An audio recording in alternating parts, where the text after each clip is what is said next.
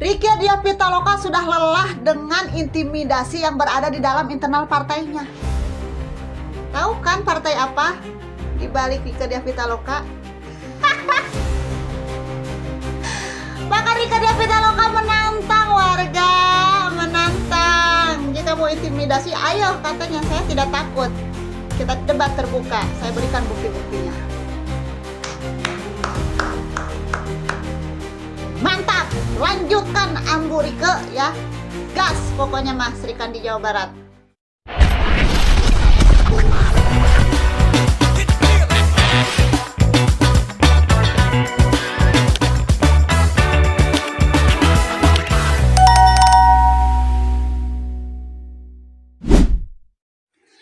Assalamualaikum warga, apa kabarnya nih hari ini? Mudah-mudahan pada baik-baik ya, amin. Warga, kali ini Empok ya ingin membahas kembali terkait masalah suap-suap ijon ya, yang akhirnya sekarang tuh ngerembet kemana-mana. Di sini kenapa Empok ingin membahas kembali? Karena di sini juga Teh Rieke Diah Pitaloka tuh ya ngamuk. Kalau kata kita mah ngamuk, dia marah. Dia tidak terima dituduh telah menerima atau terlibat suap ijon di Kabupaten Bekasi. Bahkan Teh Rieke juga berkata, sebenarnya jijik katanya kalau untuk mendengar terkait nama yang suap-suap ijon-ijon seperti itu gitu ya. Bahkan di sini juga Teh Rieke Diah Pitaloka itu ya, walaupun sakit tapi dia tetap strong. Oh, masih bisa ngamuk emosi gitu kan. Ternyata ya, sepertinya memang ada permainan di belakang tersebut gitu kan ya, yang ingin menjatuhkan nama-nama orang-orang tersebut yang memang sedang berjuang di barisan kepemerintahan saat ini begitu. Yuk kagak usah lama-lama warga, mendingan nih sama lu sini duduk yang rapi ya, pada tenang, jangan lupa bawa cemilan-cemilannya ya. Udah masing-masing Jon lihat Empok, kita reaksi bareng-bareng ya di sini. Dan kalian nanti jika ada sesuatu hal yang ingin kalian utarakan, silahkan kalian komen aja di kolom komentar ya. Anteng, nih videonya kita putar. Yuk cus. Lagi, terima kasih untuk supportnya. Doain si akunnya cepet sehat, cepet pulih karena besok sudah hari pertama masa sidang. Mudah-mudahan besok atau setidaknya lusa udah bisa masuk kerja. Tapi aku tetap kerja meskipun dalam kondisi seperti ini, nggak apa-apa. Yang penting Indonesia punya data dasar negara yang benar, supaya kebijakan pembangunan berbasis kebenaran, bukan berbasis data yang fiktif ya. Kalau mau ngomongin korupsi pun omong kosong kalau data negaranya nggak dibenerin. Korupsi, salah satu awal mula korupsi menurut saya adalah adanya data yang dijadikan acuan atau rujukan untuk kebijakan pembangunan, bukan data yang akurat, bukan data yang relevan, sehingga dengan mudah ini dibelokkan ke sana ke sini. Nah, oleh karena itu sekali lagi mohon supportnya, dan siapapun cara mainnya nggak begini, nggak usah nuduh-nuduh saya terlibat di dalam kasus ijon suap ijon Kabupaten Bekasi. Tolong ya, tolong, itu merendahkan sekali. Untuk KPK kalau mau memeriksa saya silahkan diperiksa, saya tunggu panggilannya, saya siapkan bukti-buktinya, dan saya siapkan juga mungkin nanti siapa tahu kita bisa kerjasama dengan KPK siapa sebenarnya yang terlibat dalam kasus ijon suap di Kabupaten Bekasi. Sorry kalau saya harus bilang, saya jijik dengernya aja ya. Saya sedang memperjuangkan hal besar untuk Indonesia. Siapapun yang mempolitisir kasus ini dan memframing saya terlibat di dalam kasus suap ijon Bekasi, saya kira teman-teman KPK profesional ya, untuk tidak melakukan pembunuhan karakter. Langsung saja kalau perlu dipanggil silahkan dipanggil, saya siapkan semua datanya, tapi tidak dengan menyebarkan isu yang tidak bisa dipertanggungjawabkan. Jangan salah kalau saya mengindikasikan ini juga sebagai upaya untuk menghalangi perjuangan saya bersama pemerintah Presiden Prabowo melahirkan data negara yang akurat, aktual, dan relevan. Oke, lagi sakit masih aja emosi ya, karena buat saya itu bukan hanya penghinaan ya, tetapi ada indikasi upaya orang-orang yang tidak suka data dasar negara dibenahin. Sekali lagi, siapapun, saya tidak pernah takut, tetapi Kalau sampai kemudian ini adalah upaya untuk menggagalkan bagaimana kami memperjuangkan data dasar negara yang benar, supaya anggaran negara benar, supaya kebijakan pembangunan benar, tapi saudara-saudara malah terus mengintimidasi, ya, termasuk di internal partaiku maksudnya. Kalau ada yang mau mengintimidasi, ayo terbuka, kita debat terbuka. Saya sudah lelah juga, saya memperjuangkan hal seperti ini bukan setahun 2 tahun, tetapi saudara menelpon, mengancam, mengintimidasi. Buat saya, jangan dianggap saya takut. Saya nggak takut dengar pidato Ketua Umum, dengar pidato Bu Mega yang keras menolak korupsi. Kita buktikan di lapangan siapa yang korupsi, siapa yang enggak.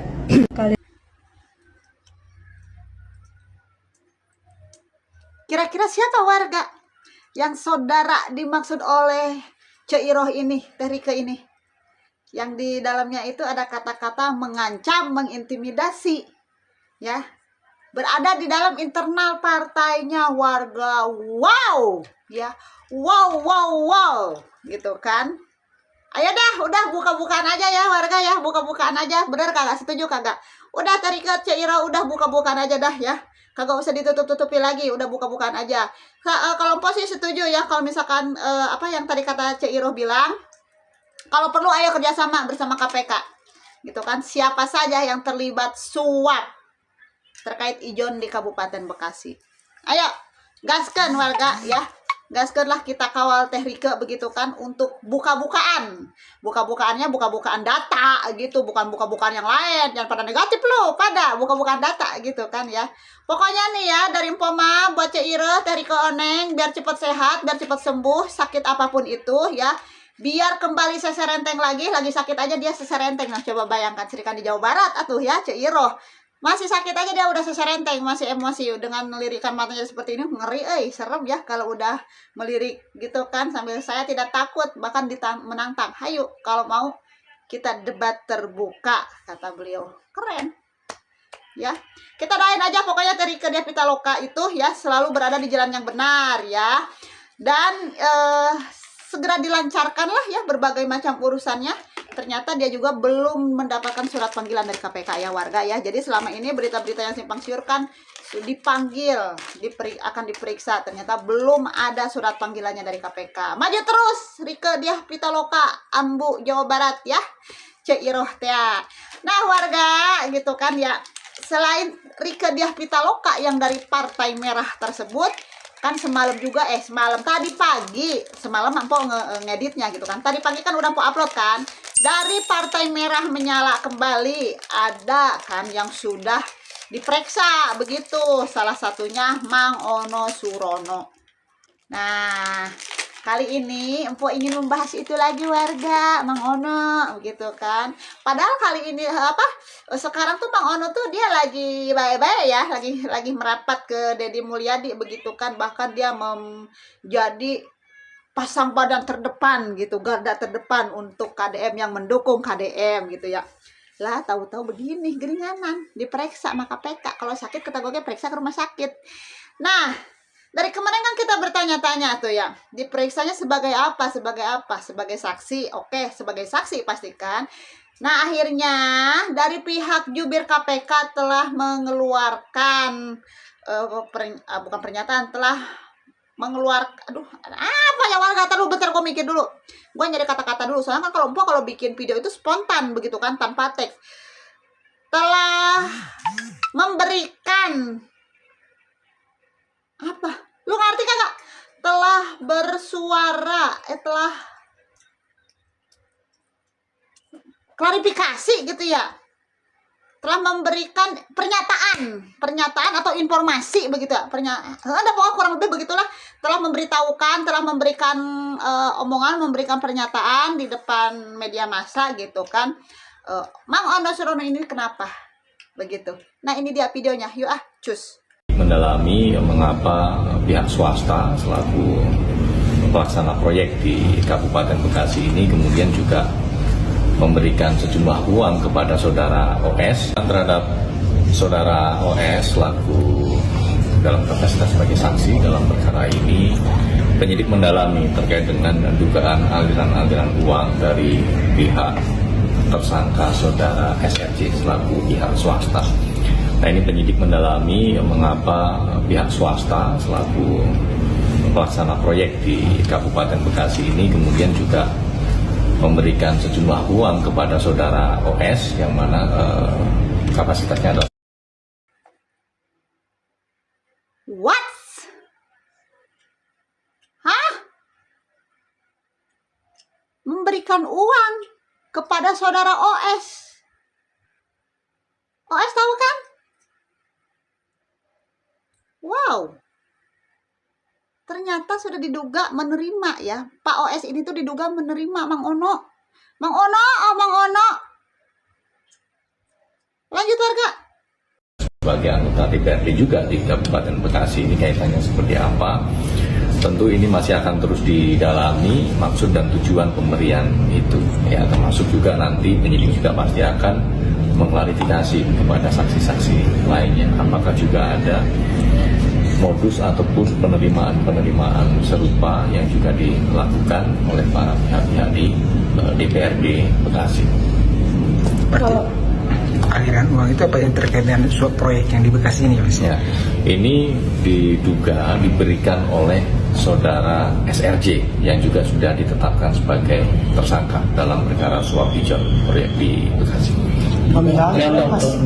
Untuk jumlah nanti kami akan update lagi karena memang ini masih akan terus didalami apakah penerimaannya ini saja atau juga ada penerimaan lain.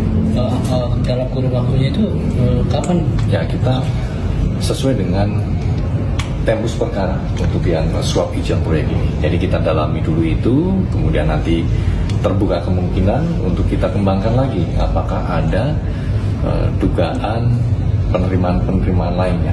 Nah, itu masih akan terus didalami penyidik. Mas Ono ini maksudnya ikut terima dari alirannya? Ya, diduga ikut menerima aliran uang dari saudara SRJ. Ada Itu warga ya, diduga menerima aliran uang dari tersangka SRC alias Sarjan.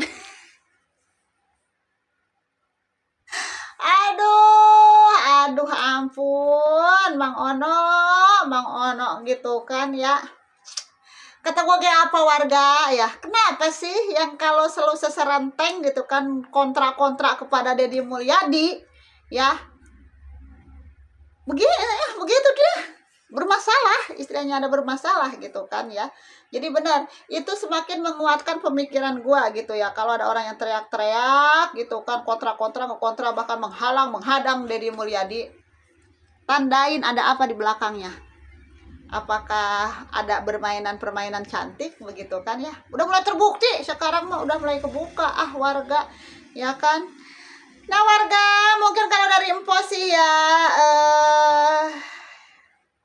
untuk saat ini terkait Teh Rike dan Mang Ono cukup sekian dulu begitu kan ya. Intinya Teh Rike di sini kagak terima kalau dia dituduh menerima suap ijon. Bahkan dia siap menunggu panggilan dari KPK. Dia akan membawa data-datanya dan akan membeberkan. Sebenarnya siapa sih yang dalang di balik semua itu yang penerima suap? Bahkan Teh Rike juga di sini menantang terbuka kepada saudara yang selalu menelepon, mengancam, mengintimidasi. Katanya saya tidak takut, kalau perlu ayo kita debat terbuka dengan membeberkan bukti-bukti yang ada. Kata gue dari tadi apa? Teh Rike udah buka-bukaan aja gitu kan. Jika benar Teh Rike ada di jalan yang benar, dengan bukti-bukti yang akurat, bukti-bukti yang tepat, kita masyarakat akan ada di belakang Teh Rike ya, terutama Jawa Barat akan terus mendorong Teh Rike begitu kan, untuk membuka suara Teh Rike. Siapa di balik orang-orang yang ternyata tidak suka Indonesia ini maju. Intinya mah iyalah, kalau orang-orang tukang korupsi mah kagak senang, berarti kan Indonesia ini maju. Begitu, kalau dia emang senang Indonesia ini maju, harusnya jangan pada korupsi begitu ya kan. Tapi warga di sini juga ada sedikit terkaget-kaget, tapi sebenarnya sih ya sebelumnya juga, dari awal-awalnya juga dulu tuh memang udah pada mana bermasalah ini mah, dia takut itu. Ternyata iya ya, cuman walaupun baru patut diduga juga gitu kan, yang mah biasalah yang kontra Pak Deddy Mulyadi, yaitu memiliki satu, ketakutan, takut terbongkar permainan-permainan cantik. Kedua, takut menjadi pesaing nanti ke depannya jika ada pencalonan-pencalonan lain. Itu udah ya 2 poin itu tuh yang selalu menjadi senjata mengkontra pada Deddy Mulyadi. Udah 2 poin itu. Takut permainan cantiknya terbongkar sama Deddy Mulyadi. Yang kedua ya takut menjadi pesaing yang berat Deddy Mulyadi ketika ada pencalonan apapun itu. Begitu dari mereka nih yang selalu teriak-teriak julid nyinyir kepada Deddy Mulyadi. Tapi warga ya, roman-romannya manih ya kurang sempurna. Kalau tidak kita bareng-bareng mereaction terkait kasus Mang Ono ini nih. Ada lagi dari salah satu konten kreator ya, masih teman Empo juga. Dan sempat dibela juga tuh ya teman Empo ini sama Mang Ono ketika teman Empo ini tersandung kasus hukum. Alhamdulillah kalau segitu memang Ono baik gitu kan. Masih sempat membela, bahkan ya Empo juga tidak mengungkiri nih ya. Mang Ono Surono ini tuh pejabat yang memang benar-benar dikritik itu tuh kagak baper dia ya, walaupun ngeselin gitu, gue ngelihatnya ngeselin gitu kan sama Mang Ono tuh, tapi dia kagak baper, keren. Mau dikata-katain apa, mau diomongin apa, mau dijelek-jelekin seperti apa, dia kagak baper ya. Walaupun kadang kalau ada omongan-omongan dari dia, dari mulutnya dia itu yang bikin kayaknya gue pengen gue perintil gitu kan.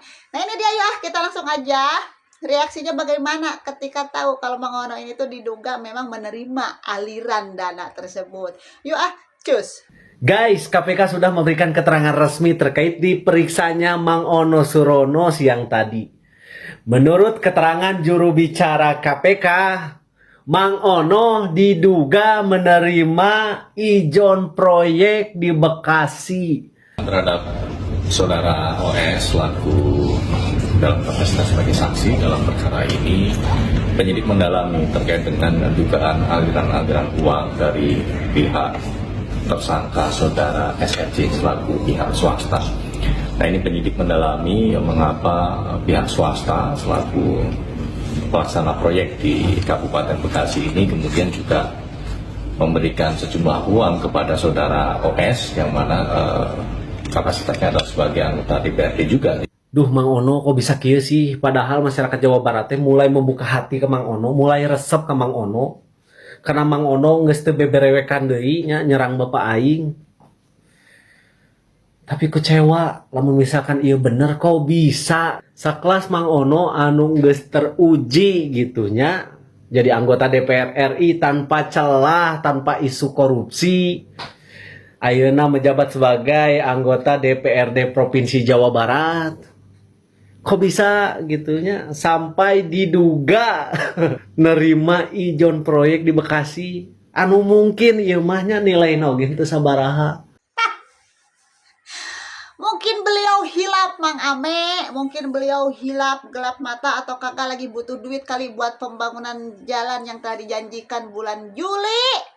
Ya bulan Juli di mana Cirebon mana sih lupa gitu kan, mungkin gitu kan, mungkin ini mah begitu hilap butuh dana karena sudah capek ditagih sama warga-warga bulan Juli sekarang udah tahun baru ini kan begitu ya. Pokoknya mah ya kita doain aja lah bagaimana baiknya untuk Jawa Barat ini. Kalau ada yang sebagai perusak Jawa Barat udah ya biar Allah yang memberikan jawaban, dihempaskan lah gitu kan ya, satu persatu yang suka nyerang-nyerang Deddy Mulyadi gitu kan. Intinya mah Jawa Barat selalu dilindungi dari orang-orang yang jahat.